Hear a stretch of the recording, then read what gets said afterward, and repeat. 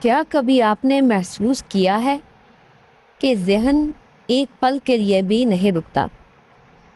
خیالات کا شور، خواہشات کی بھیڑ اور بے چینی کا ایک نہ ختم ہونے والا سلسلہ۔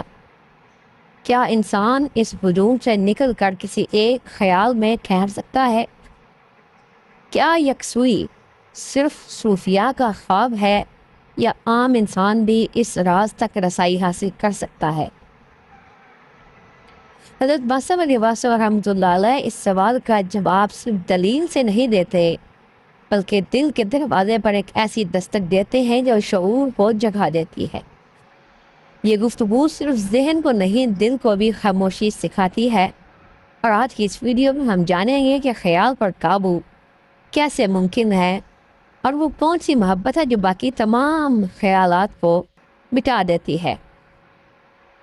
حضرت باسم علی واصف رحمۃ اللہ علیہ سے جب پوچھا گیا کہ حضور، کیا انسان خیال پر کنٹرول کر سکتا ہے، تو انہوں نے جواب میں ارشاد فرمایا، خیال پر کنٹرول صرف محبت والا کر سکتا ہے۔ جب خیال ایک خیال میں گم ہو جائے تو پھر دوسرے خیال کی گنجائش نہیں رہتی۔ خیال نہ دور کا ہے نہ قریب کا ہے، بلکہ یہ نصیب کا ہے۔ یہ نصیب کی منزل ہوتی ہے کہ جب کوئی چاہے عطا کر دے۔ خدا نخواستہ کسی کو گھر سے خبر آ جائے کہ فائر بریگیڈ کی ضرورت ہے، تو اس کو کوئی غیر خیال کیسے آئے گا؟ کبھی نہیں آئے گا۔ اس کے لیے تو محویت پیدا ہو جائے گی کہ یہ کام پہلے کرنا ہے۔ جب بہت ایمرجنسی پیدا ہو جائے تو آپ لوگوں میں محویت پیدا ہو جاتی ہے اور دوسرا خیال چلا جاتا ہے۔ آپ کو محو کرنے والی ایمرجنسیاں ہیں اور حادثے ہیں۔ وہ وقت جب کہ آپ کو محو کرنے والی محبت پیدا ہو جائے تو پھر ہر شے کے اندر محویت ہو جائے گی۔ تو کثرت خیال سے بچنے کا طریقہ واحد خیال ہے، اور وحدت خیال سوائے محبوب کے اور کوئی نہیں دے سکتا کہ ہمہ حال اسی کا خیال ہو، تنہائی میں اس کا خیال ہو اور محفل میں اس کا خیال ہو۔ یکسوئی کی بات پنہارن سے سیکھ، سب سکھیوں سے بات کرے پر دھیان گگر کے بیچ۔ تو پانی بھرنے والی لڑکی سر پر گھڑا لیے سب سہیلیوں سے باتیں کرتی جاتی ہے، مگر اس کا دھیان گھڑے کی طرف ہوتا ہے کہ کہیں گھڑا نہ گر جائے اور یہ سلامت رہے۔ مطلب یہ کہ محبت والوں کا خیال ہوتا ہے کہ وہ محبوب کے خیال سے ایک لحظہ غافل نہیں ہوتے۔ جب ایسا خیال پیدا ہو گیا کہ انسان محبوب کے خیال سے ایک لحظہ بھی غافل نہیں رہا، جس کے خیال میں باقی خیال اور باقی آرزویں نثار کی جا سکے، یوں کہہ لو کہ آپ کے پاس 10 آرزویں ہیں یا 15 خواہشیں ہیں، اور آخری وقت آ گیا تو اللہ تعالیٰ فرماتا ہے کہ بس ایک آرزو پوری کر لو، اور آپ یہ فٹافٹ فیصلہ کرو کہ وہ کون سی آرزو ہے۔ وہ جو آخری آرزو بچ جائے گی اس سے آپ کو محبت ہوگی۔ اس آخری آرزو کو ڈیولپ کرنا ہی سارا کام ہے۔ تو وہ آرزو جو باقی آرزوؤں کو کھا جائے وہ محبت ہے۔ بقول شاعر، اب نہ زمین نہ وہ زمان، اب نہ مکان نہ لامکان، تو نے جہاں بدل دیا آ کے میری نگاہ میں۔ تو محبت میں نگاہ میں ایسی چیز آئی کہ زمین بھی بدل گئی، آسمان بھی بدل گیا، بلکہ دونوں جہاں ہی بدل گئے۔ مطلب یہ کہ آپ کی نگاہ کو محبوب کی ہر شے بدل گئی۔ تو محبت ایسی چیز ہوتی ہے جو محویت پیدا کرتی ہے۔ وہ اس طرح ہے کہ انسان ہمہ حال اسی حال میں گم ہو جاتا ہے۔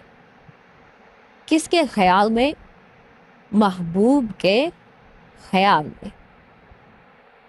کسی شاعر نے کیا خوب کہا کہ اب نہ کہیں نگاہ ہے، اب نہ کوئی نگاہ ہے، اب نہ کہیں نگاہ ہے، اب نہ کوئی نگاہ بے، محو کھڑا ہوا ہوں میں حسن کی جلوہ گاہ میں۔ انتظار جب آتا ہے تو محویت کو ٹھنڈا کر دیتا ہے۔ یہ انتظار کب آتا ہے؟ جب اللہ تعالیٰ مہربانی کرے۔ یہ نصیب سے آتا ہے، اور زندگی ایسے واقعات سے بھری پڑی ہے کہ کسی گلی سے نکل کر اور کسی موڑ سے نکل کر کوئی بات آپ کو مسرور کر دے۔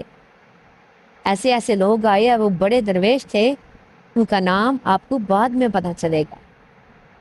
ایک دفعہ ایک درویش ایک بازار سے گزرے تو وہاں پر ٹک ٹکا ٹک کی آواز سے ایک مشین چل رہی تھی۔ تو درویش کی ایسی حالت ہو گئی کہ اللہ کا ذکر کرتے کرتے ان پر حال طاری ہو گیا۔ تو مطلب یہ ہے کہ اس کے اندر اللہ ہی اللہ ہو گئی۔ کبھی کبھی ایسا واقعہ ہو جاتا ہے کہ اللہ تعالیٰ طاری کر دے، کبھی وہ احسان کر دیتا ہے، کبھی خوشی کا احسان کر دیتا ہے، کبھی غم کا ایسا احسان عطا کر دیتا ہے کہ ایک غم ایسا آ پڑا کہ انسان جاگ گیا۔ تو کبھی خوشیاں جگا دیتی ہے اور کبھی غم جگا دیتا ہے۔ یہ اللہ کے کام ہے کہ جب چاہے بیدار کر دے۔ تو کسی نے اللہ کو قریب آ کر دیکھا اور کسی نے دور جا کر دیکھا۔